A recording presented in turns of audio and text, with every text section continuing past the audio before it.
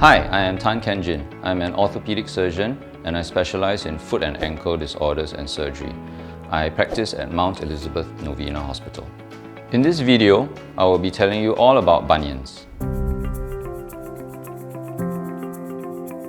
Bunions are a condition when our big toe actually ends up bending in towards our second toe. They're actually a deformity of the big toe joint.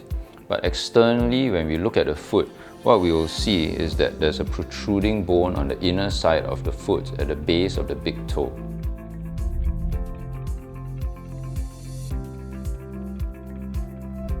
Bunions are actually much more common than we think. We don't have very good data as to exact percentage of bunions, but generally human beings have been wearing shoes for some time, and in any society where human beings are wearing shoes, then the incidence of bunions tends to be a lot higher. And most of the estimated data is they are underestimate for the number of people with bunions. That's because a lot of people are not aware that they have a bunion. And so as awareness for what a bunion is and what kind of treatment can be done for bunions increases, actually we find that there are even more people with bunions than we thought.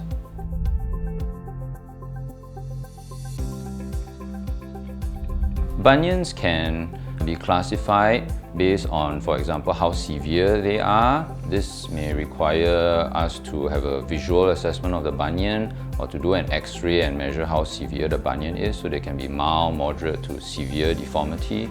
Or bunions can be classified according to where they occur. So the usual bunion is one that occurs, like we mentioned, at the side of the big toe. That's on the inner side of your foot.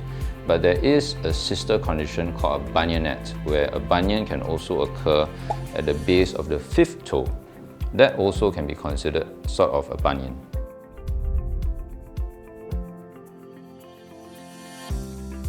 We don't truly understand why and how bunions form. We are getting much better at treating them, but the root cause of bunions may vary in each person. In some people, bunions are genetic, so they develop at a young age. For some young ladies, at teenage years, they get bunions.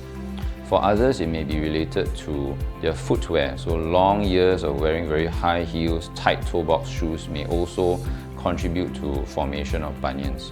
Finally, there's this element of biomechanics, that means how the person walks. Certain people walk in a certain way that puts a force on the big toe and pushes it towards the second toe, and that can also predispose them to form a bunion.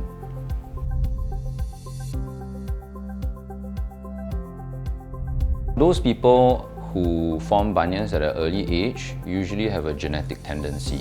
This may be something that they're just born with, or they may have inherited from someone in their family. This mainly affects women. People who also wear shoes that are tight, particularly in modern city living people, are also more prone to form bunions. The typical patient with a bunion and a painful bunion is a lady, somewhere between maybe 20 years old to 50 years old. Watch the next video to get more information about caring for your bunions and your treatment options. Like, comment, share and subscribe to Medical Channel Asia for more information.